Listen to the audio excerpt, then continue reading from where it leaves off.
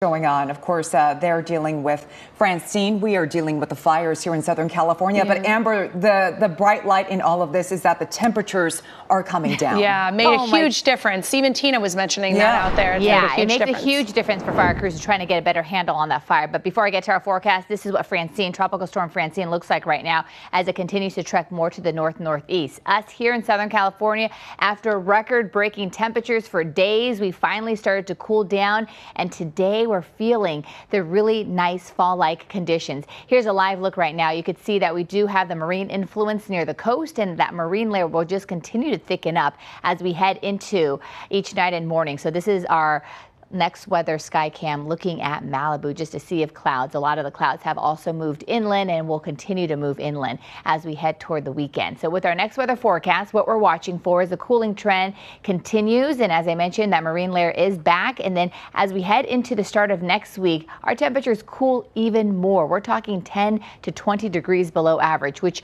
we have not seen for months now. So this is a nice treat ahead of the official start of fall, which is September 22nd. But I'm going to help identify the hot spots this morning of where the wildfires are burning. So right now we're looking at that bridge fire. So you could see that fire crews have gotten a better handle on this fire compared to yesterday, and that's because of the cooler temperatures, and also the humidity levels are starting to improve compared to yesterday. It was bone dry yesterday, still dry this morning, but at least it's getting better just because of that sea breeze. This is a look at the line fire. So this is where fire crews are working on right now, especially on the northern part of the fire. And then for the airport fire, fire crews are still working here. A lot of it did move a little bit closer to Lake Elsinore, but things look like they have a much better handle this morning. We still have a few hours left of this red flag warning, and the reason for this, even though it's cooler, remember all that dry air is still settled over the mountaintop. So it's improving. The low humidities are slowly starting to rise, but it's going to be enough for the red flag warning to expire at 10 a.m. We're still dealing with those gusty winds coming in about 30 miles per hour. So if a new fire were to start, it would spread very fast.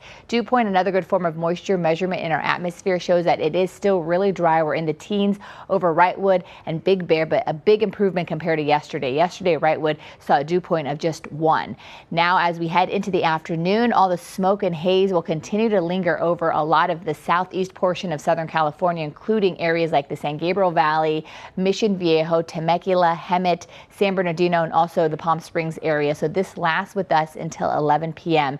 So if you smell smoke, see ash, stay indoors. Here's a look at the smoke plumes. So as we are looking at the winds coming in from the northwest, you can see that the thickest layer of smoke will be right over the mountains, the high deserts, and also the Coachella Valley. So this is why we have that air quality alert issued until 11 p.m. tonight. But as our temperatures continue to drop, we're going to start to feel these really cool conditions, which we haven't felt since about May. So as we head into Monday, not only is it cooling down, but it's our first bout of rain in months as well. So there is a chance of rain coming in Sunday night into Monday. And this is a look at our valleys. We're looking at upper 80s through at least Saturday, and then finally getting down into the upper 70s on Monday.